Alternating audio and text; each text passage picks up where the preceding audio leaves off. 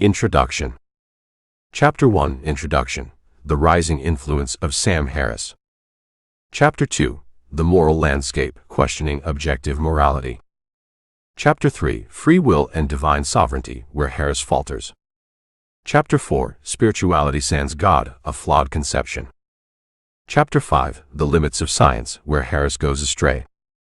Chapter 6. The Nature of Consciousness, a Christian Perspective. Chapter 7. Ethics and Morality, the Foundations of Good and Evil. Chapter 8. Religious Violence, Myth and Reality. Chapter 9. Science and Religion, Are They Incompatible? Chapter 10. Morality Without God, An Analysis and Critique. Chapter 11. The Nature and Existence of God. Chapter 12. Harris Factual Errors. Chapter 13. Harris Logical Errors and Fallacies. Chapter 14. Harris Cognitive Biases. Chapter 15. Harris the New Bentham. The Problem with Harris's Utilitarian Ethics. Chapter 16. Harris the Relativist, Relativism, How It Comes Back and Undoes His Arguments. Chapter 17. Checking Harris for Coherence, Do His Ideas Contradict One Another? Chapter 18. Checking Harris for Correspondence to Reality, The Correspondence Test of Truth. Chapter 19.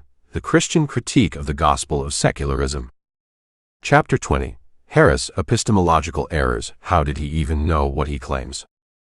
Chapter 21. Harris Faulty Assumptions and Unverified Assertions. Conclusion. An Invitation to Rational Faith. Introduction. In recent years, the intellectual landscape has seen an increasing influence of atheistic thinkers who rigorously challenge religious beliefs. Among these voices, Sam Harris stands out for his wide-ranging critique that spans issues from free will to morality and from consciousness to religion. His ideas, extensively publicized in best-selling books like The End of Faith, The Moral Landscape, and others, have garnered a significant following. For the average Christian who may not be familiar with complex theological or philosophical concepts, Harris' arguments may seem insurmountable. But is the case against Christianity that Harris presents truly undefeatable? This book, Refuting Sam Harris, A Christian Apologist's Guide, aims to delve into the primary assertions made by Harris and to scrutinize them from a Christian worldview. This is not just another book that preaches to the choir.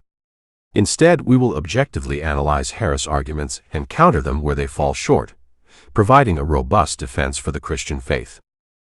The Christian religion has survived for over 2 millennia, not just on the back of blind faith, but also because of its intellectual rigor. Some of the greatest thinkers in history were devout Christians, including Augustine, Thomas Aquinas, and more recently, C.S. Lewis and Alvin Plantinga. These scholars have presented reasoned arguments for Christianity that have withstood the test of time and scrutiny. Moreover, as we venture through the subsequent chapters, we'll discover that many of Harris' claims, often cloaked in scientific language, are based on assumptions that lack empirical evidence or logical coherence. For instance, his views on morality presuppose a naturalistic worldview that cannot account for the objective moral values he seeks to uphold. Similarly, his take on free will appears to neglect the multifaceted nature of human choice and the significance of personal responsibility. It is crucial, now more than ever, for Christians to be prepared to give an answer to everyone who asks them for the reason for their hope. 1 Peter chapter 3 verse 15. As you read through this book, whether you're a skeptic seeking understanding or a Christian looking for ways to articulate your faith better, my hope is that you'll gain both knowledge and courage in your journey towards truth. In the chapters that follow, we will systematically go through the major tenets of Harris' thought, scrutinizing them in the light of Christian doctrine and apologetics. Each chapter serves as a guide for the lay Christian to understand the core issues and to respond effectively to challenges to their faith, whether from Harris or other sources. This is an invitation to a rational exploration of faith, to equip Christians not merely to dismiss critics like Harris out of hand but to engage with them in a meaningful, informed dialogue. Chapter 1. Introduction. The Rising Influence of Sam Harris. Sam Harris has become an iconic figure in contemporary atheist circles. His books, podcasts, and public appearances have not only made him a celebrity, but also a go-to intellectual for those who question religious beliefs, particularly Christianity. In a society where discussions about faith and rationality are becoming increasingly polarized, Harris' influence is more significant than ever. For the Christian, especially one who may not be deeply versed in theology or philosophy, encountering Harris' arguments can be a daunting experience. He presents a series of critiques against religious belief, clothed in the language of neuroscience, philosophy, and ethics.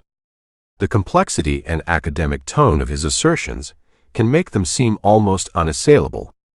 However, the purpose of this book and this introductory chapter is to demystify Sam Harris and lay the groundwork for a thoughtful Christian response. The allure of Sam Harris. Sam Harris' appeal largely arises from his multifaceted approach to atheism. He isn't just a critic of religious thought. He also delves into morality, free will, and even spirituality. Harris makes a concerted effort to address a wide range of issues that are important to both religious and non-religious people. This comprehensive approach makes his work attractive to many who are questioning faith or who have already abandoned it.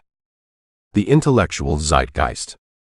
We must also understand Harris in the context of the broader intellectual and cultural environment.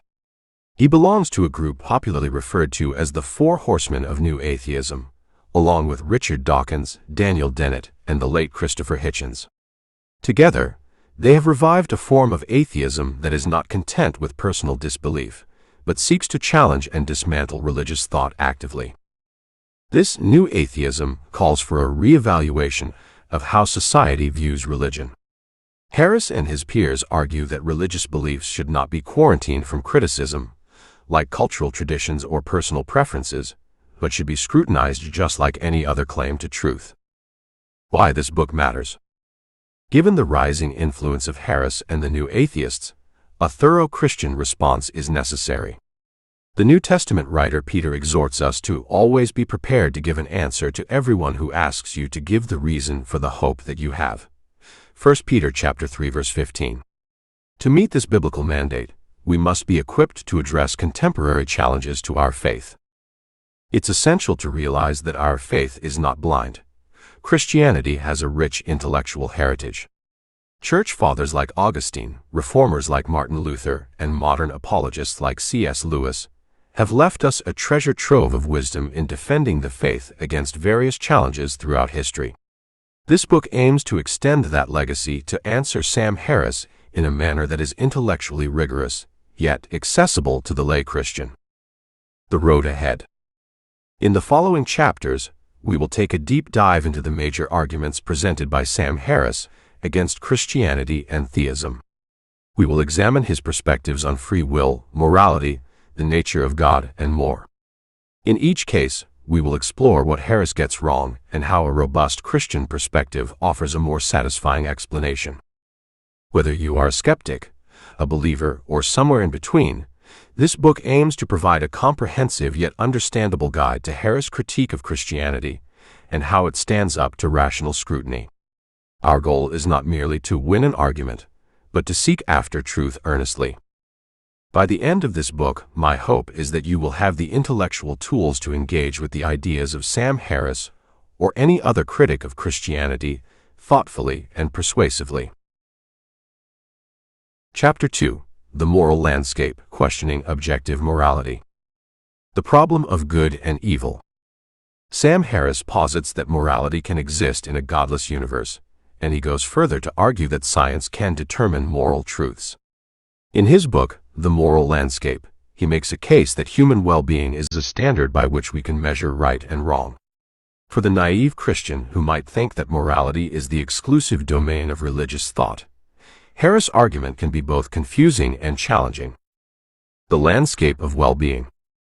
Harris asserts that just as there are objective truths about human health, like the effects of nutrition or exercise, there are objective truths about human well-being that can guide moral decisions. He suggests that neuroscientific data about the brain can help us understand these moral truths. This perspective eliminates the need for a higher power to define what is right and wrong, making God, in Harris' view, irrelevant to morality. Shortcomings of the moral landscape. While this approach may seem scientific and rational, there are inherent problems. First, defining well-being itself is a complex endeavor. Who gets to decide what constitutes well-being? Is it merely the absence of suffering, or does it include spiritual and emotional fulfillment? Even within the realm of science, there is no consensus on what well-being entails. Moreover, Harris' perspective ignores the is-ought problem posed by philosopher David Hume. Just because science can tell us what is, does not mean it can tell us what ought to be. While we might agree that causing unnecessary suffering is wrong, science alone cannot provide the reason why it is so. It can describe mechanisms but cannot prescribe morals. The Christian perspective. In contrast, Christianity provides a robust framework for morality rooted in the character of God. The concept of good isn't arbitrary but stems from God's nature. In this view, morality is not merely about reducing suffering but achieving a higher purpose aligned with our created nature. For instance, the Christian concept of agape love goes beyond mere reciprocal altruism, which Harris might argue is hardwired into our biology for survival.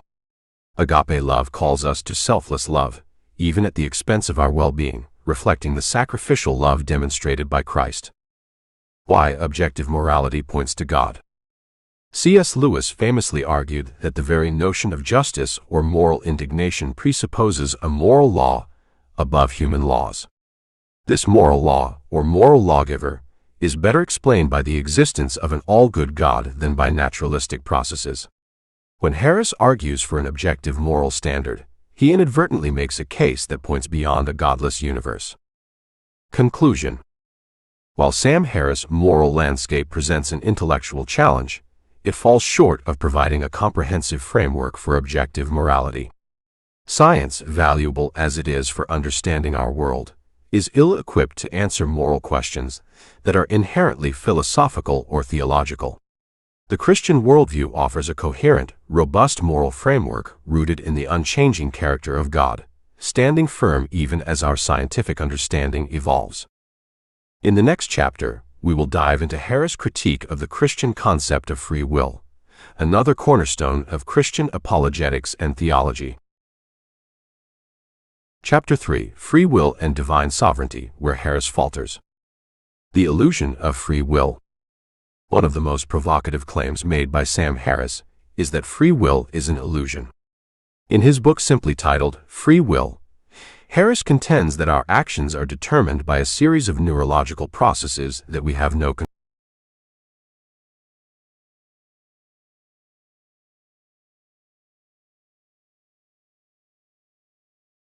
control over. For the naive Christian who has always assumed that free will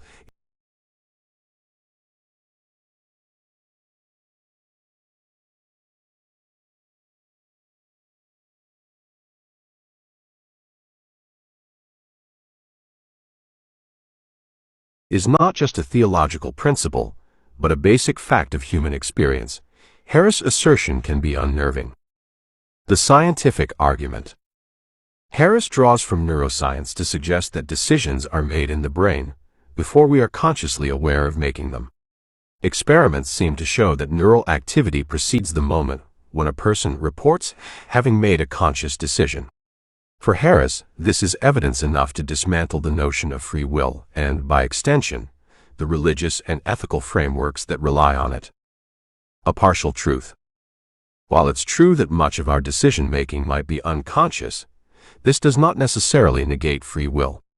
It might explain the mechanisms through which decisions come to consciousness, but it doesn't answer the philosophical question of whether those decisions could have been different under identical circumstances. Science can show us the how, but not the why. The Christian understanding.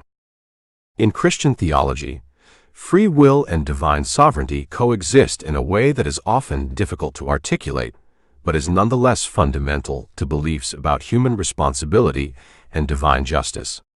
Scripture affirms both God's sovereign control and human free will. For example, in the story of Joseph in the Old Testament, Joseph acknowledges that although his brothers intended evil against him, God intended it for good. Genesis chapter 50 verse 20. The problem of moral responsibility. If we follow Harris' logic to its natural conclusion, it would absolve everyone of moral responsibility. In a world without free will, the notions of sin and righteousness, merit and justice are meaningless. Yet Harris himself seems to live as though moral choices matter, which is a glaring inconsistency in his worldview. A self-defeating argument. If free will is genuinely an illusion, then Harris' arguments against it are also predetermined, reducing his claims to mere outputs of biochemical processes rather than rational deliberation. This self-defeating stance is something that Harris fails to address adequately. Conclusion. Sam Harris' dismissal of free will raises more questions than it answers. While neuroscience can provide valuable insights into human behavior, it is not equipped to answer the complex philosophical and theological questions related to human freedom and responsibility. The Christian perspective, on the other hand, provides a coherent framework that not only accommodates the mystery of free will, but also accounts for moral responsibility.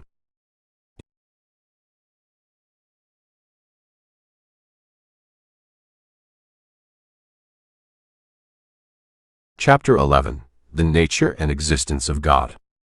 Introduction: The God Debate. One of the cornerstones of Sam Harris' argument is his outright rejection of God's existence. Harris' writings depict God as a notion from the Bronze Age, perpetuated by ignorance and manipulated by religious institutions for control. While his critique prompts introspection within religious circles, it also glosses over nuanced theological arguments for God's existence. This chapter seeks to challenge Harris' assumptions from a Christian perspective. The God of the Gaps. A recurring criticism from Harris is that God is an ever-receding pocket of scientific ignorance, a God of the gaps. While it is true that some have wrongly attributed gaps in scientific knowledge to divine action, Christian theology maintains that God is the source of all natural laws, not just the gaps. The cosmological argument. One of the classic arguments for God's existence is the cosmological argument, which posits that the existence of the universe requires a cause outside itself. While Harris argues that invoking God complicates the equation, from a Christian standpoint, God serves as the uncaused first cause that set everything into motion.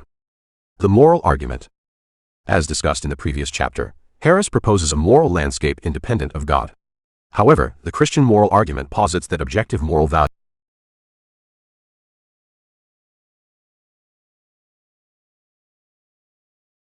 do exist, and their existence necessitates a moral lawgiver. This framework challenges Harris' attempts to base morality solely on human well-being. The problem of evil. Harris often utilizes the existence of evil and suffering as evidence against God. The Christian response includes the concepts of free will and the existence of a world fallen from its original, perfect state. While these issues demand thorough investigation, they do not necessarily negate the existence of God. The historical Jesus. The person of Jesus Christ represents a central difference between Christian theism and Harris atheism. The historicity of Jesus, his miracles, and his resurrection are claims that, if true, substantiate the Christian belief in a personal God interacting within human history. The limits of reason and science. While Harris insists that reason and science are sufficient to answer life's questions, the Christian perspective posits that there are aspects of existence and the human experience that are beyond the purview of empirical observation, such as the concepts of love, beauty, and purpose. Faith and rationality. Contrary to Harris' assertions that faith is blind, the Christian concept of faith is not bereft of reason. Instead, it complements reason by acknowledging the limits of human understanding and seeking transcendent truth. Conclusion. Sam Harris' denial of God's existence lacks comprehensive engagement with Christian apologetics. The existence and nature of God have been subjects of rigorous intellectual debate for centuries, involving a variety of compelling arguments that Harris' criticisms often overlook. In rejecting God, Harris also discards a foundation that offers objective morality, purpose, and a basis for meaning in life. In the following chapter, we will examine Harris' views on spirituality without religion, evaluating their merits and limitations. Chapter 12. Harris' Factual Errors. Introduction. Scrutinizing the narrative. As articulate as Sam Harris is in conveying his perspective, one can't overlook the various inaccuracies that dot his writings. From misrepresenting historical facts to oversimplifying religious beliefs, Harris' factual errors undermine the integrity of his arguments. This chapter aims to scrutinize these inaccuracies, thereby offering a more nuanced view to counter his sweeping claims. Historical revisionism. In his various books, Harris has a tendency to redefine historical events in a manner that suits his arguments. For instance, he attributes violence and intolerance exclusively to religious fervor, overlooking the socio-political factors often involved. A closer examination of history reveals a far more complicated picture, often at odds with Harris' simplified narrative. Misrepresenting Christian theology. Harris has been known to portray Christian beliefs in a caricatured manner, making sweeping generalizations about doctrines such as hell, salvation, and the Trinity.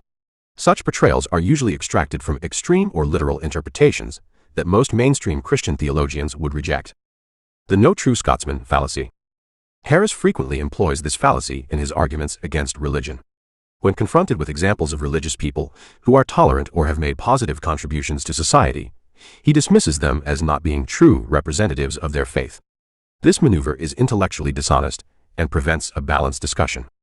The complexity of religious texts. One of Harris' more significant errors lies in his interpretation of religious texts like the Bible. He often chooses to interpret passages in the most literal and extreme manner, ignoring the hermeneutical traditions and scholarly interpretations that offer a more nuanced understanding. Ignoring the science-religion symbiosis. Harris posits science and religion as archenemies locked in a zero-sum game for truth. This view disregards the historical synergy between the two in the form of religiously inspired scientists, or the Church's role in the development of universities and hospitals. Neuroscience and free will. In the realm of neuroscience, a field Harris claims expertise in, he asserts that free will is an illusion. However, this is still a matter of ongoing debate in both the scientific and philosophical communities, and his presentation often veers towards determinism without acknowledging alternate viewpoints. Over-reliance on empirical data. Harris' devotion to empirical data as the sole arbiter of truth overlooks the limitations of empirical methodologies, especially when dealing with abstract concepts like morality, consciousness, and spirituality. Conclusion: the need for factual integrity. While Sam Harris is considered a formidable intellectual voice among the new atheists, his arguments lose some of their potency upon closer examination of the facts. It is crucial, especially in a discussion as complex and sensitive as religion, to maintain a commitment to factual and intellectual integrity. Misrepresenting or oversimplifying the beliefs of others serves only to polarize the discourse further. In the next chapter, we will delve into Harris' views on spirituality and evaluate their merit in the broader discussion on human purpose and meaning. Chapter 13: Harris, Logical Errors and Fallacies. Introduction: the value of sound reasoning. Intellectual rigor demands not only factual accuracy, but also logical coherence. Unfortunately, Sam Harris' work, while often eloquent and provocative, occasionally succumbs to logical fallacies that undermine the strength of his arguments. This chapter will dissect some of these errors to provide a more balanced and informed counter-narrative. Ad hominem attacks. One noticeable pattern in Harris' discourse is the use of ad hominem attacks, especially when discussing religious leaders or followers. Instead of engaging with the argument or doctrine at hand, he sometimes resorts to attacking the character of the individual presenting the argument, which is logically irrelevant. Straw man fallacies. Harris often constructs straw man arguments, a fallacy in which a position is misrepresented to make it easier to attack. For example, he frequently caricatures religious beliefs as being childishly simplistic or inherently violent, making them easier targets for his criticism. However, this does not engage with the most sophisticated or nuanced versions of these beliefs. False dilemmas. In his works, Harris frequently employs false dilemmas, presenting issues as black and white choices when in fact there are multiple options or a spectrum of possibilities. For example, he often pits science against religion as if they are mutually exclusive, ignoring the many ways they can and do coexist. Slippery slope arguments. Harris often uses slippery slope arguments, particularly when discussing the potential dangers of religious belief. While religion can be misused to justify harmful actions, asserting that moderate religious belief inevitably leads to extremism is an unwarranted leap in logic. Begging the question. This fallacy occurs when an argument's conclusion is assumed in its premises. Harris is sometimes guilty of this when he assumes that rationality and empiricism are the only paths to truth, without providing an argument for why this must necessarily be so. Appeal to authority. Harris, surprisingly, sometimes appeals to authority figures in science and philosophy to bolster his claims, while conveniently ignoring authorities in these fields who disagree with him. The credibility of an argument should stand on the evidence and reasoning provided, not who is making the claim. Circular reasoning. In some instances, Harris employs circular reasoning, especially when discussing the supposed irrationality of religious beliefs. He often starts with the assumption that these beliefs are irrational, and then uses them as evidence for the irrationality of religious people, creating a loop that offers no real argument. Conclusion: the imperative of logical coherence.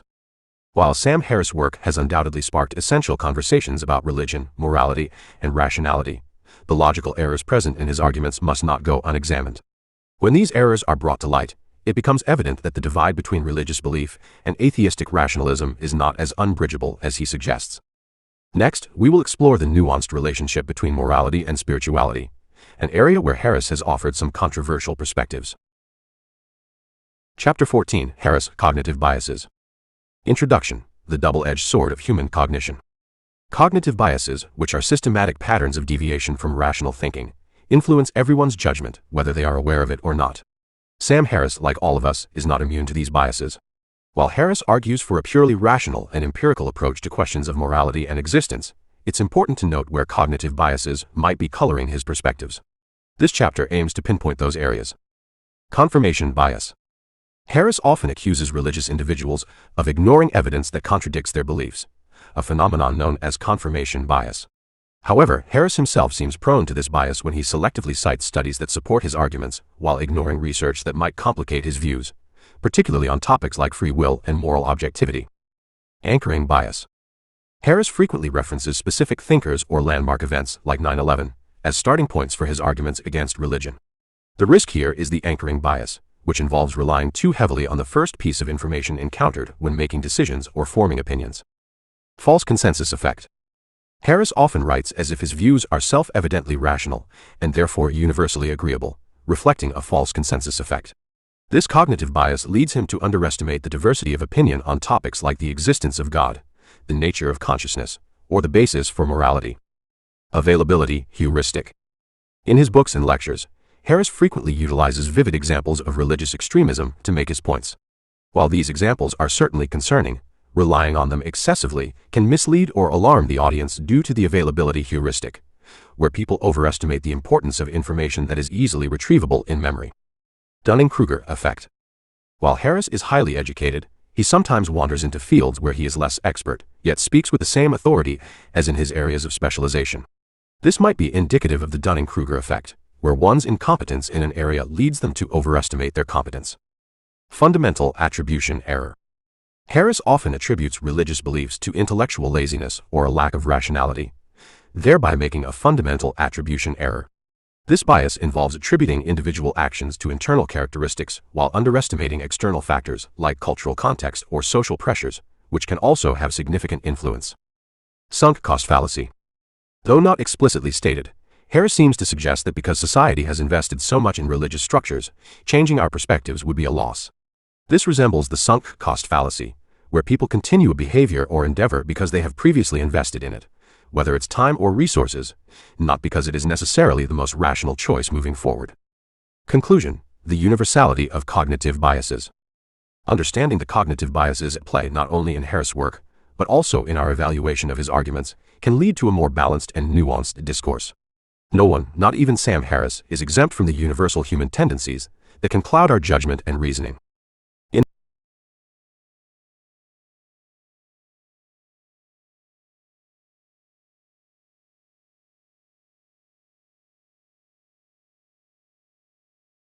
Chapter 17: Checking Harris for Coherence. Do his ideas contradict one another?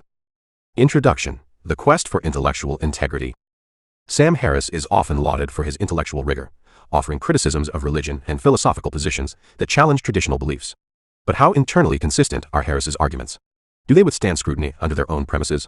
This chapter aims to assess the coherence of Harris's ideas, laying them out side by side to see whether they stand or collapse under their own weight. The case of free will, determinism versus moral responsibility. One of Harris's more contentious positions is his denial of free will.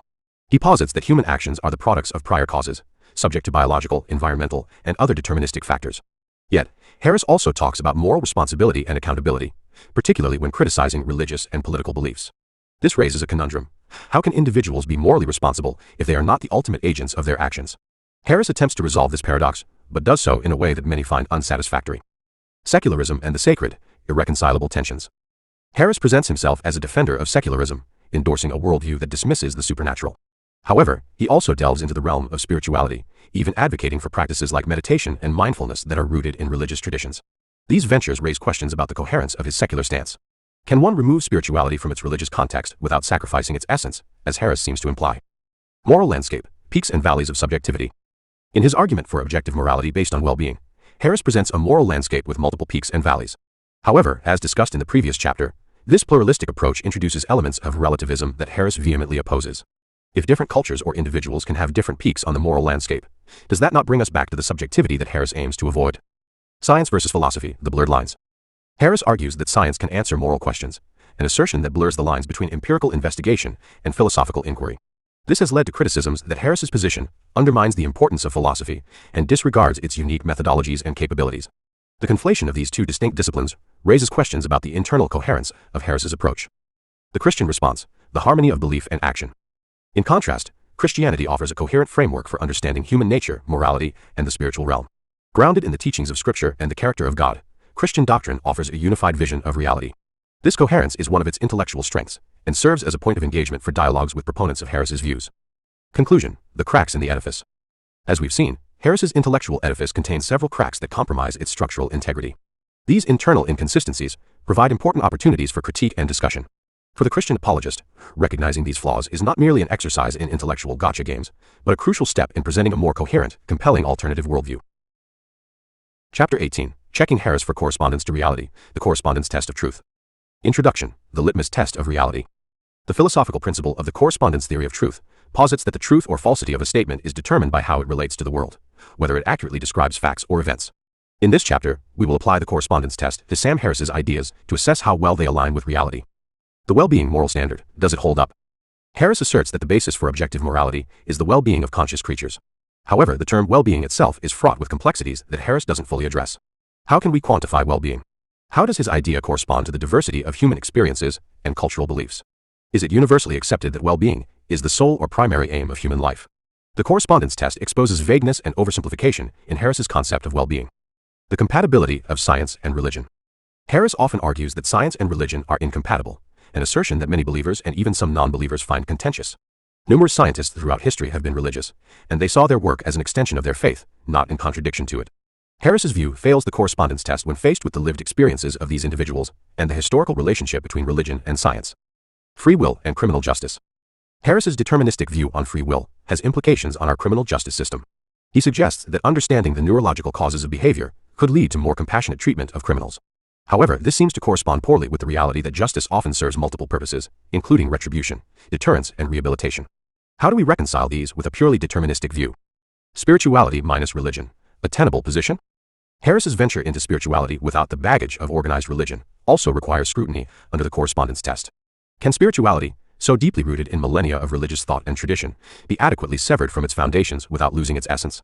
The test reveals a disjunction between Harris's portrayal and the lived spiritual experiences of millions. The Christian perspective, a coherent worldview. Christianity offers a worldview that not only is internally coherent, but also corresponds with reality, both empirically and existentially. Whether it's the origins of the universe, the complexity of life, or the intricacies of human morality and experience, Christian theology provides explanations that stand up to the correspondence test. Conclusion, correspondence as the arbitrator of truth. As this chapter has demonstrated, Harris's ideas often falter when subjected to the correspondence test of truth. By examining how well his arguments align with reality, we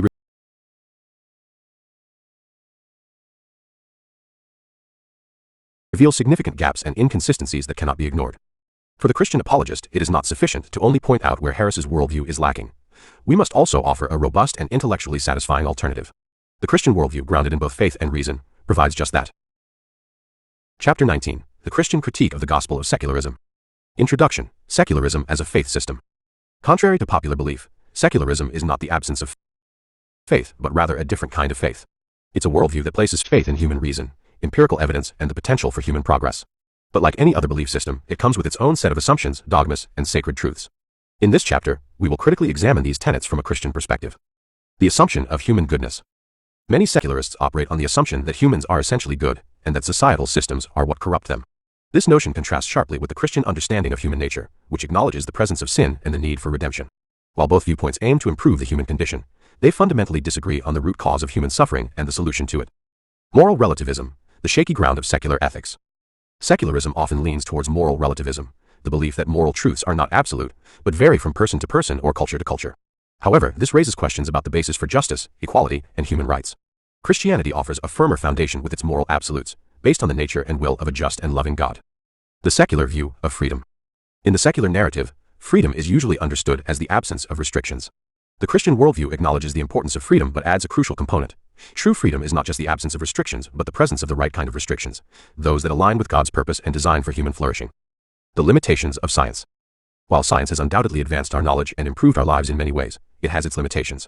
It can tell us the what and the how, but not the why. Science cannot answer questions about meaning, purpose, or morality. Christianity, however, provides a comprehensive worldview that addresses not only our physical needs, but our spiritual needs as well. Human dignity, in whose image? Secularism struggles with the concept of inherent human